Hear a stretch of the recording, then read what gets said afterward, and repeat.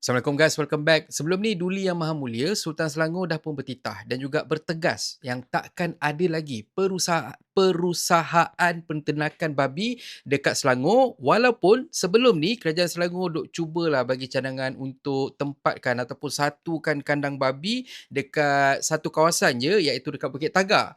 Titah baginda penternakan babi ni akan bagi kesan, bagi kesan pada penduduk setempat sebab bau dia memang tak boleh belah.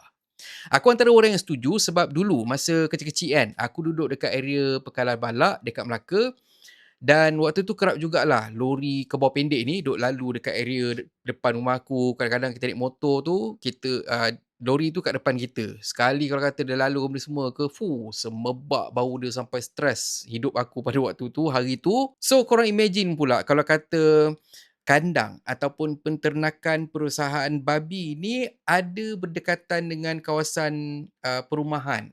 Apa akan jadi pada orang tu semua? Lagi teruk dia punya pencemaran bau dan juga alam sekitar, betul tak? Betul, betul, betul.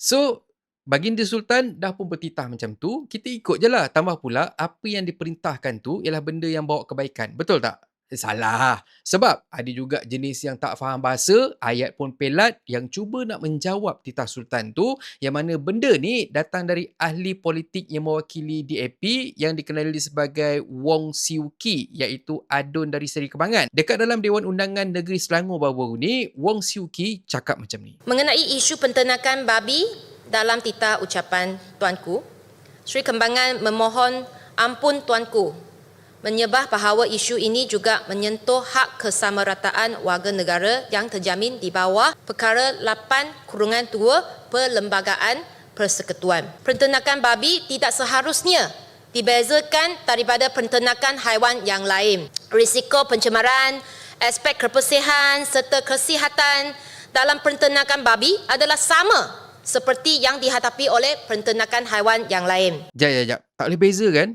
Sekejap. Yang sama sebab dua-dua binatang, tiga-tiga binatang, babi, kambing, lembu semua ni, diorang ni binatang. So itu persamaan dia. Satu lagi persamaan untuk diorang ni semua ialah diorang ni untuk dimakan.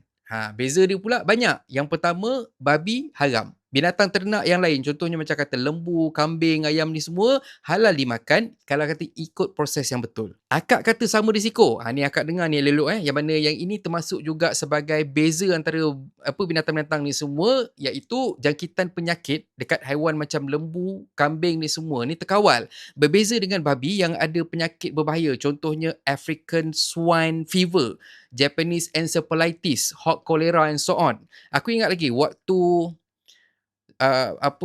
sakit Japanese Encephalitis tu, berapa puluh ribu babi ni kena terminated sebab penyakit tu berjangkit. Betul pun. So nak kata dekat sini risiko babi tu dia lagi besar, both pula is either financially, health ataupun environmentally. Seperti yang dibangkitkan dalam titah ucapan Tuanku, isu penternakan babi telah dijadikan sebagai isu politik dan dimainkan oleh pelbagai pihak, termasuklah bekas ahli politik di luar sana. Kak, tak. Itu bukan isu politik, Kak. Kalau kata ada politician yang ulas pasal isu ni dari sudut kesihatan, kebersihan and so on, itu kita tak boleh cakap diorang politikkan titah Sultan ataupun politikkan berkenaan dengan isu penternakan kandang babi ni.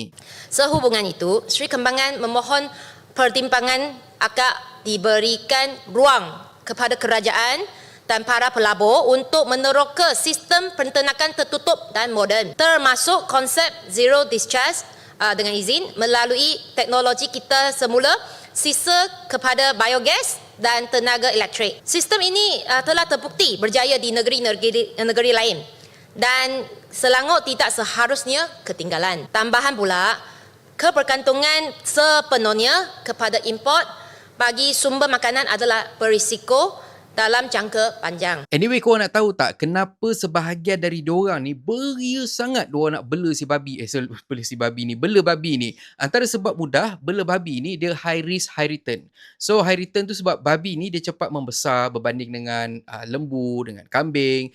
Induk babi ni pula dia boleh produce banyak anak dalam pada waktu yang sama. Lepas tu diorang ni boleh beranak beberapa kali setahun, seekor induk babi ni. Then kita cakap pasal bab makan. Kau campak je lah apa je makanan kat diorang ni jenis tak berkira. Jadi mudah untuk pengusaha menternak, lepas tu diorang jual babi-babi ni semua dalam masa yang cepat.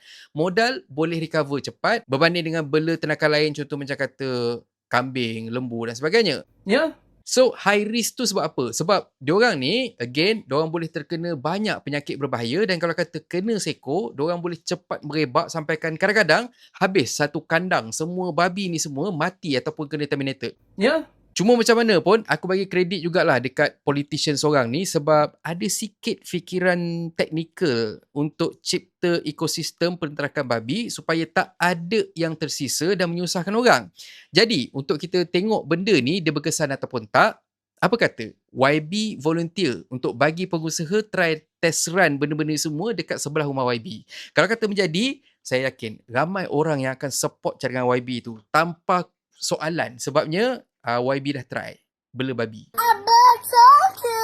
Kalau setakat cadang, lepas tu orang lain pula yang kena jadi kambing hitam, penduduk setempat pula yang terpaksa duk hadap pencemaran bau, pencemaran alam sekitar semua, sedangkan YB best lepak kat rumah, siap ada pewangi lavender, honey lemon, guarded house. Kalau gitu, tak apalah YB. Kita hormat je lah titah Baginda Sultan. Untuk isu cabar titah baginda ni, aku rasa sebahagian ucapan babi dia tu cumalah cadangan. Cuma aku tak rasa dia patut kata Baginda Sultan menyentuh hak kesamarataan. Baginda Sultan dah suruh dah import daging babi ni dari negeri lain. Kau ikut je lah. Nak sangat bina kandang tu, kau bina dekat-dekat dengan pinggir area negeri Selangor. Itu pun kalau kata negeri-negeri pinggir tu benarkan kau untuk buka kandang lah. Apapun, lepas korang dengar ucapan dari YB seorang ni kan, adakah korang rasa dia mencabar titah Sultan ataupun itu cuma sekadar pandangan?